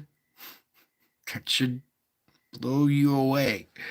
The next night, I made the video, reported with the wake-up call video. The moment it finally got posted and was able to be seen on YouTube, I was relieved, just shaking. I figured I was dying at this moment. I felt like I was dying at this moment, really. And there, let's just show you this real quick. howdy, folks, welcome back. So I've been going through some of the old photos and running them through the filter, and this That's was good. one of the first ones that I had ever captured. And what's going on here is I'm here on my knees. I'm crying and screaming and praying, all three at once. Thought I was I was dying. in some extreme anguish. A paranormal traumatic event happened to me. Something. That baby, that's what happened to me. So unbelievable, you guys wouldn't believe it. So if I told you, so I'm going to show you instead. So Yeah, nobody believed me. Even when I had evidence, they wouldn't go look. All this work, and they wouldn't even go look at it. You wouldn't believe me if I told you so. I'm going to show in you. this image here, I'm sitting here praying, and Mary's head appears right next to my head, and we're going to zoom in on this. You can't go in too tight on it, but she's looking down at my head this way. Let's see, there's pretty good. And you can make out her eye and her nose coming down, her shawl coming over, and it's in shadow right here. This is a shadow of the inside of her shawl going over her head like this. Here's her eye, her nose, her other eye would be on the other side there. Okay. You can't go in too tight on it. And then also is this white ball with an eye in it, this white orb with an eye in it. The God eye. The God eye.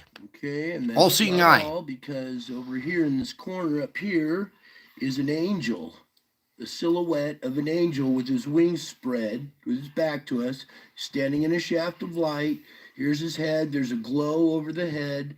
The wings are extended, and there's a feather coming off. The last feather coming off is crossing over these brown roof tiles in the background here. And you can make out there's an angel right here. And you can even see his head right here. I'm going a little bit tighter. Oops. Right there. Oops. Okay. You can see his head. You can see his wings spread. You can make out the feathers. Hey, angel wings. I'm praying for you. I know about the people that you're around. But look, this should brighten your day. Here's some real angel wings, sweetie.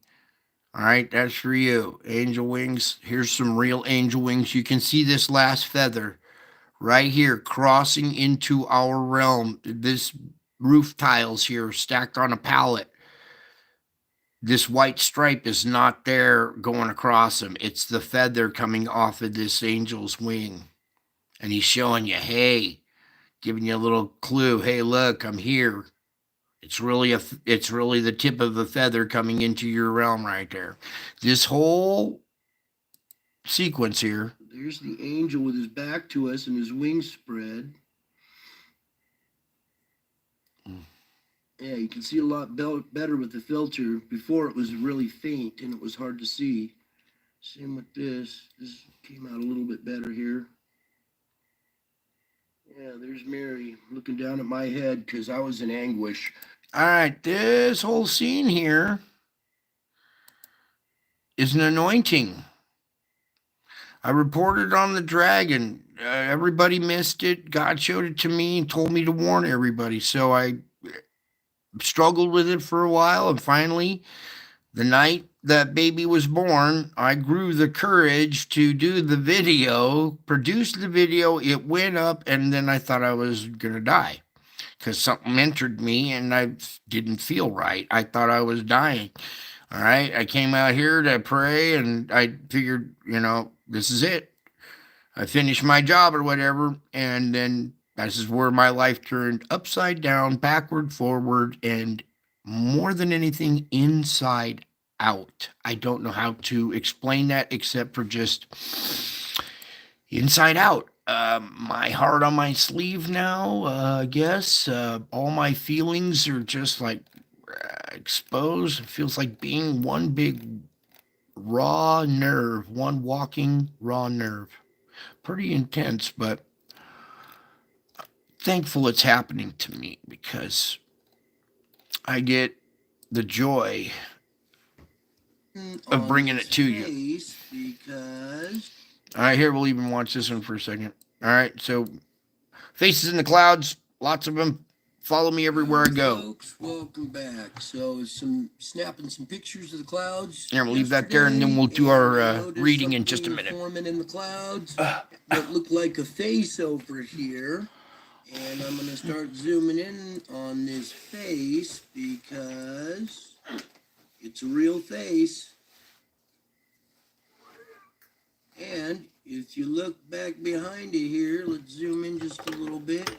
You'll notice that back behind here, this face is being projected by Jesus's heart right here. You can see it radiating out. Here's Jesus's face. He's pulling open his shirt, exposing his heart. His heart's radiating out this image in the sky. See his face here? And there's a crown right here. Also in the etherical, in black, there's another crown right here. Anyways, I just wanted to show you this picture.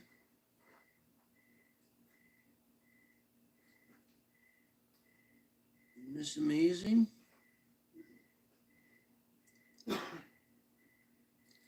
And this face, I recognize this face. I know who this is. I know who this face is. I see him every morning in the mirror. That's not all. I got another one. And a few moments later, in this image, I took a picture of the same cloud, but this is at a different angle. I rotated it 90 degrees. I want you to look right up in here. You can see that there's a face, two eyes, smile. Here's the head. And the arms are outstretched, and he's holding a cell phone taking pictures of the sky.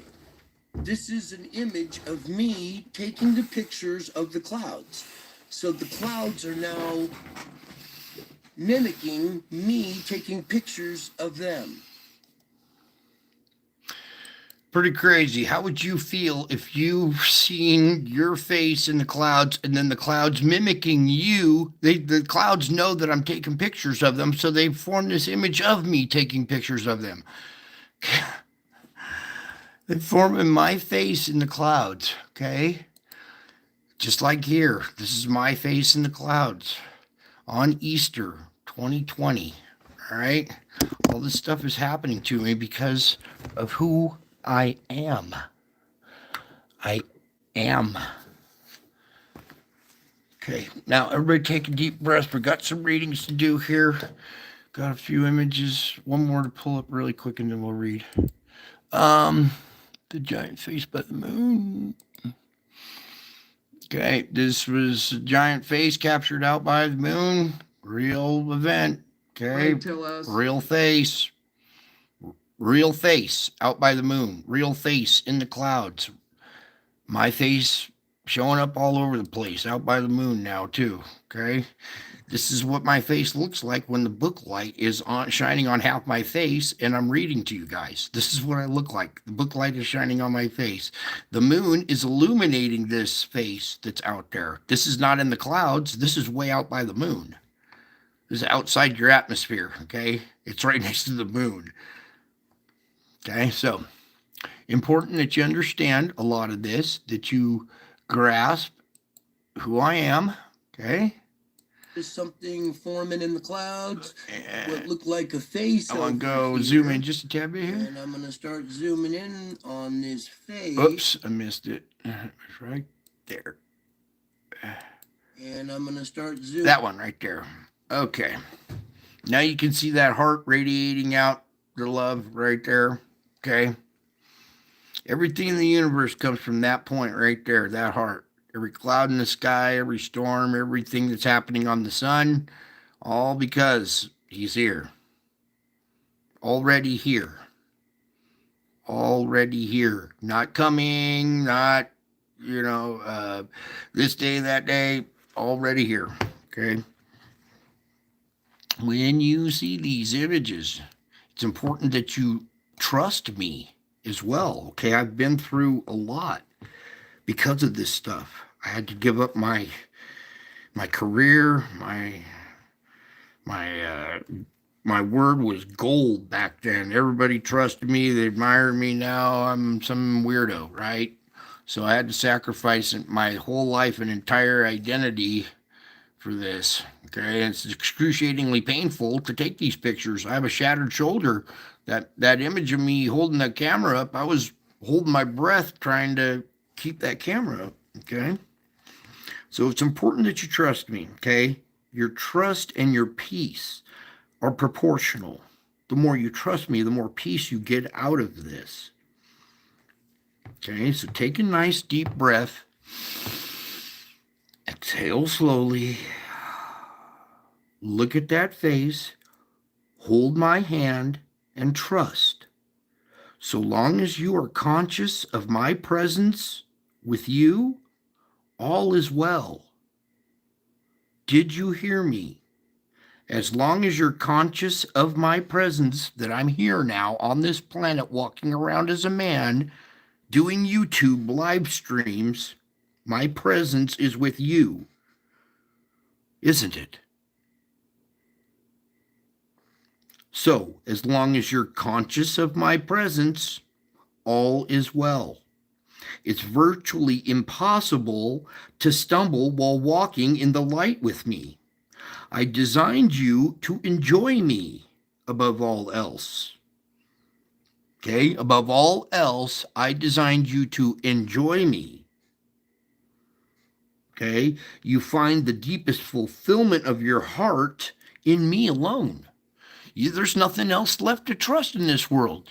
The only thing that you find fulfillment or peace or trust is in me alone. The only thing you can trust. Can't you see it these days? You will find your deepest fulfillment of your heart, just like my heart. You'll find the fulfillment of your heart in me. your fearful, anxious thoughts melt away in the light of my presence. Okay, you're in my presence right now. I want to come over to your house and give you a big old hug, but I'm almost paralyzed right now and I can't make it out of the house. I have to meet my family in the air of cyberspace. Okay? That's how I meet up with you guys, is in the air. You are caught up with me in the clouds, and we're meeting in the air. So your fearful, anxious thoughts melt away in the light of my presence. Now, when you turn away from me, you're vulnerable to the darkness that is always at work in the world. Understand, darkness is always at work. So, when you turn away from me, you're vulnerable to that darkness. So, don't be surprised how easily you sin when you forget to cling to my hand. In the world, dependency is seen as immaturity. Okay, when you're dependent on somebody else, that's seen as immaturity. But in my kingdom, dependence on me is a prime measure of maturity.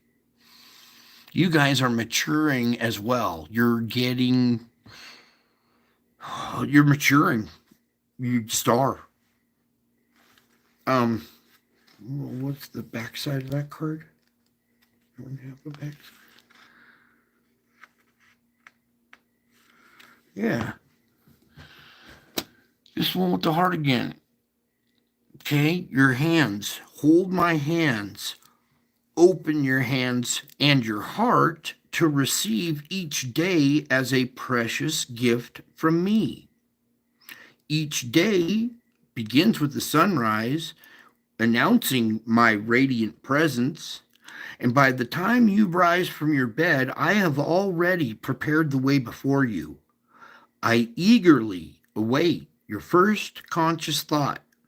I rejoice when it's me, when you glance my way.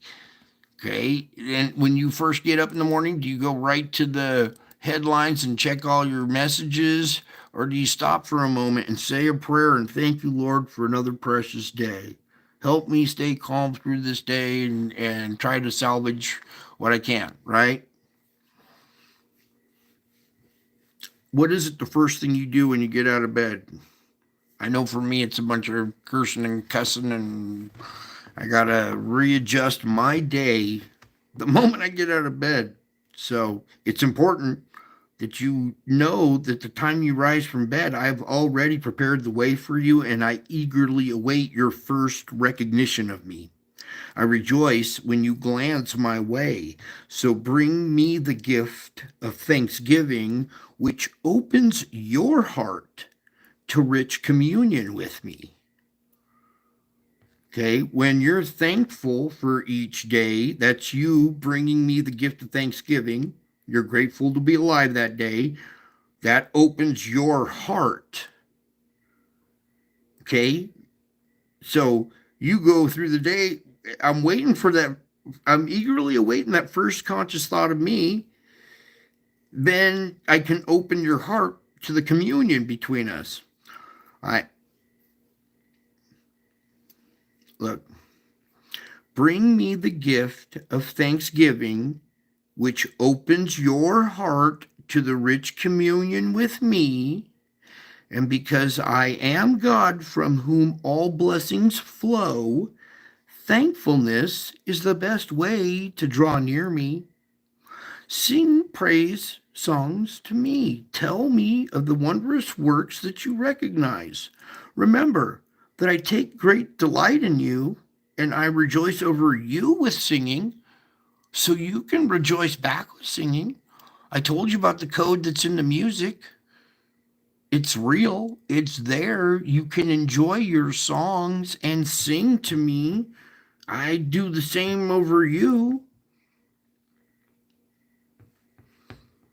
It's your bringing of thanksgiving that opens your heart to the communion with us, between us, okay?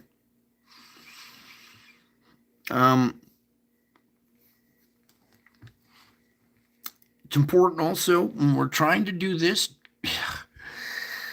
to stay calm and to stay calmly conscious of me each day, no matter what. Remember that I go before you as well as with you into the day. All right? So nothing takes me by surprise, and I will not allow circumstances to overwhelm you so long as you look to me. All right? I will allow circumstances to overwhelm you. If you're not looking to me, they just naturally overwhelm you. It's by default. You're in a fallen world. It's just going to overwhelm you. You're going to have to look to me. When you do, I will not allow circumstances to overwhelm you. But if you don't look to me, well, circumstances just overwhelm you. They just are going to by default. And I will allow those circumstances to overwhelm you so long as you're not looking at me. But I will not allow circumstances to overwhelm you as long as you look to me. I will help you cope with whatever the moment presents.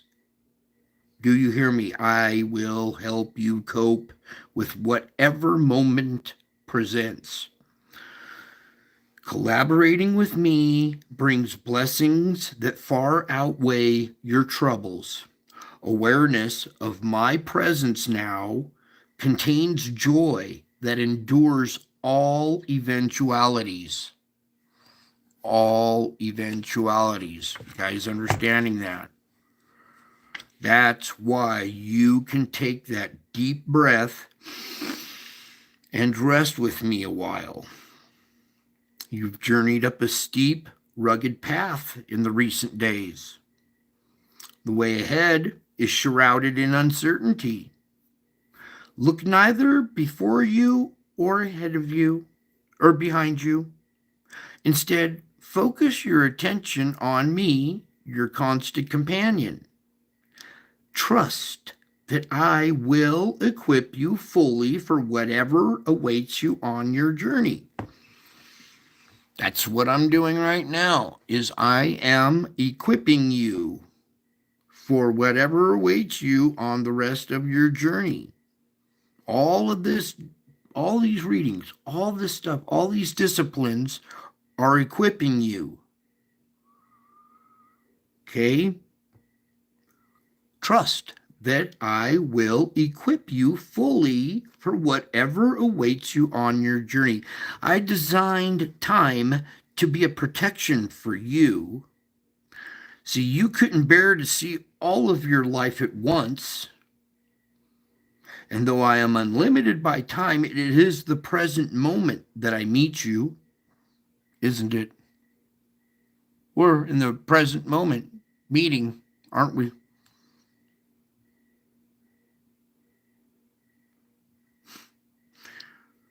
It's in the present moment that I meet you.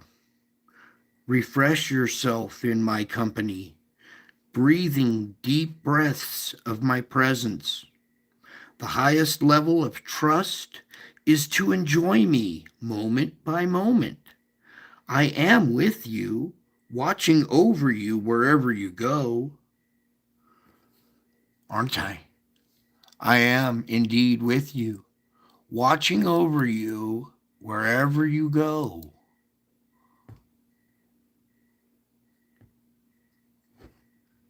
Rest with me. Refresh yourself in my company, breathing in breaths of my presence. I am present here. You want proof? Walking around in the flesh I would say would be some proof, huh? Wouldn't it? Wouldn't it just be man walking around? Kind of undeniable. Yeah, all this stuff follows me in the sky wherever I go. I could walk up to you and point at the cloud behind you and say, hey, check that out. And you go, oh. You get to rest with me. You get to refresh yourself in my company. That's why we do this part of the show. Refresh yourself. Relax in my company. I am your constant companion, and trust that I will equip you fully for whatever awaits you on your journey. I am equipping you right now. Okay? While we wait, you wait in my presence. We work on our salvage work. Okay? You're complete. Your faith has been completed into knowing now. All right. So you're on a new plane now. I designed time to be a protection for you. Okay. It's in the present moment that you and I meet. That's where you refresh yourself in my company. Not everybody gets to do that right now, do they? They're losing their minds. They don't know why. Schumann's going off the charts and they're over there wondering what's going on. Okay. I know you've journeyed up this steep, rugged path. I've been right there with you. I'm going through it too right now. So, the way ahead is shrouded in uncertainty, and the way behind you is rocky. So, don't look either behind or in front of you. Just focus your attention on me. This is your focus attention right here. This image, this event. April 17th, 2020, 2,000-year-old prophecy came true. It happened to me. So you see, revelation is happening all around you, but it's physically happening to me. It's a huge difference. It's an affliction. And I'm so thankful to take it on because I get joy out of bringing this to you. That's the joy of the Lord is watching you guys mature and blossom. You're salvaging your day. You're shining my light into other people's lives. I know every day doesn't go just right. You got to battle. How do I say this without getting weird? Well, you're at spiritual warfare. Okay, your spirit is at war with itself, kind of. Okay, you're gonna be a battle within. Okay, you got to keep a calm head. You got to keep your composure. You got to be able to control yourself and rescue a day. Like I said, my day sometimes starts off wonderful, but most times it's painful, and I'm already agitated and irritated. So first thing out of bed is like, Lord, please help me through this day. It's that first recognition in the morning like that that will set the tone for your day. So don't open up an app first thing in the morning. Don't go scrolling. Don't go looking at your messages first thing in the morning. The first thing when you get out of bed and you're scratching your head is thank you, Lord, for another day. You know, these days are winding down and each one is precious, isn't it? You're starting to see how precious your time is. That's why I appreciate your time. And it's these moments together that we build this relationship.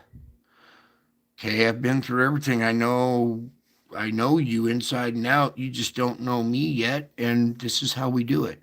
You're getting to know me. All right. I'm showing you the signs that were, prophesied in the Bible. Signs in the sun, signs in the moons and the stars. Okay, signs in the clouds. Okay, and then the paranormal activity that happened to me, and then the resulting effect since then in the last almost 7 years now.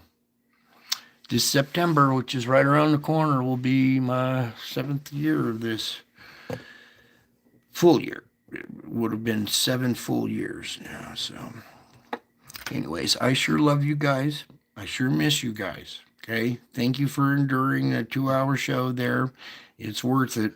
It's worth it because you guys have the peace that transcends all your circumstances. There's no more mistakes. Mistakes are opportunities. There's a code out there in the music.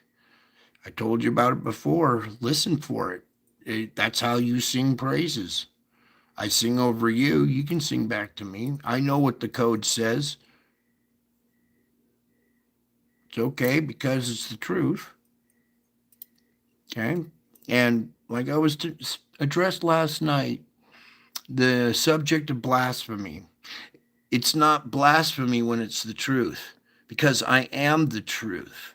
I am the way and I am the life. I was alive and stabbed in the side. You saw my birthmark on my side. I was alive and stabbed in the side. I died that way, getting stabbed in the side. Then I'm back, alive again. So I was alive and died, and I'm alive again. Here I am in the clouds. You are fascinated by me in the clouds. You're caught up like a good movie, like a good book, you know. Sometimes you get caught up a good YouTube live stream and you get caught up in it. You know what you guys really get caught up in is the politics and the news. You get caught up in the TikToks. Just the moment you open one, it's 4 hours later until you've gone through 100 of them. You're like, oh my God, where have I been for the last 4 hours? That's caught up. When your attention is totally focused on something, that's when you're caught up. You're caught up with me in the clouds. I can't come over and give you a hug right now. I'm incapacitated, so I got to meet my family in the air. You're my family. Do you understand that? When you see my face coming in the clouds with power and great authority, and you get caught up with me in the clouds and we meet in the air, that's rapture. The word rapture is not in the Bible. I don't know why everybody keeps using that word and keep counting on that event. The rapture's happening right now. It's not like a one-day, one-time event. No, it's been going on for 7 years and nobody's been paying attention. Some have. You guys have. You know my voice. You follow me.